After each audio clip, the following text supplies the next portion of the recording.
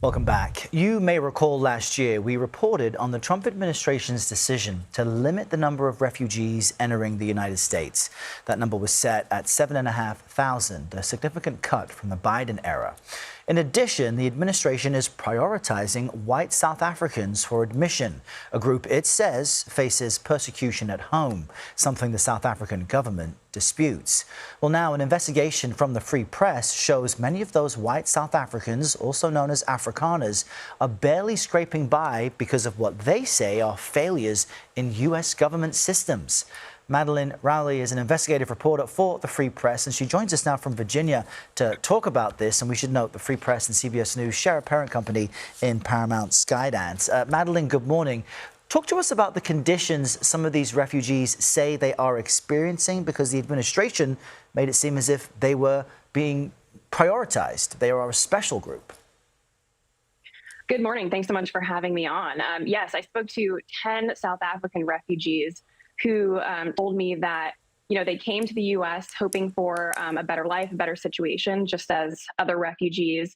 And the government contracts with 7 refugee resettlement agencies that are paid hundreds of millions of dollars per year to provide safe, sanitary, and affordable housing. And unfortunately, what I heard from these Afrikaner refugees is that they're spending weeks in motels in unsafe areas.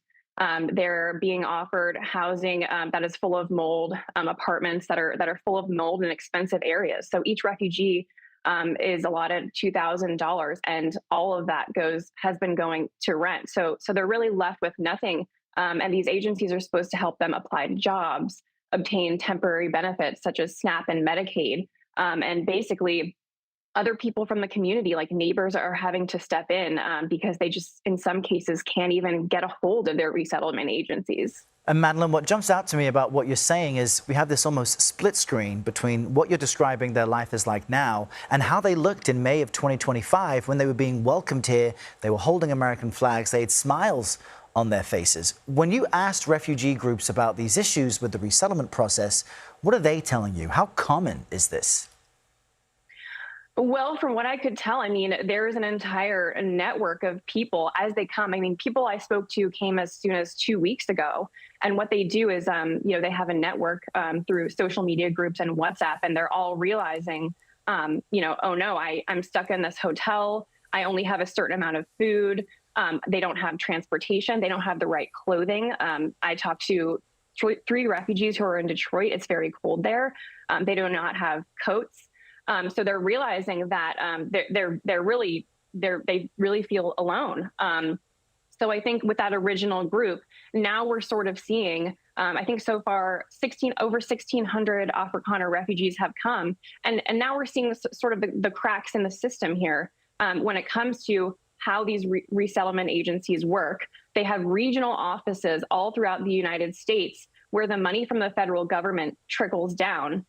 Some of them, one refugee resettlement agency, their federal expenditures topped $727 million in fiscal year 2024. So I think we have to ask here, why are these refugees being told there's no budget for food, or there's no other apartments or places to show them that are Right. in safe and sanitary areas? So, Madeleine, in our last few moments, what are these resettlement groups telling you? And are other refugee groups expressing the same amount of challenges?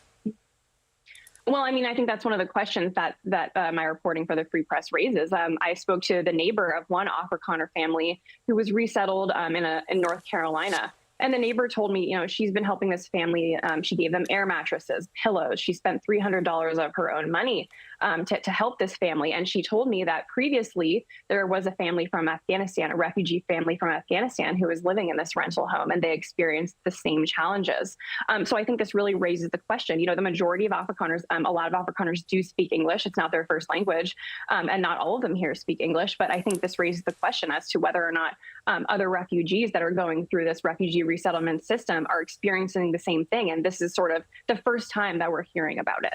And we did just show a statement from the Office of Refugee Resettlement saying every effort is made to provide them with safe and sanitary housing. Madeleine, we appreciate your reporting, putting a spotlight on this, and we thank you for joining us this morning. Thanks so much for having me.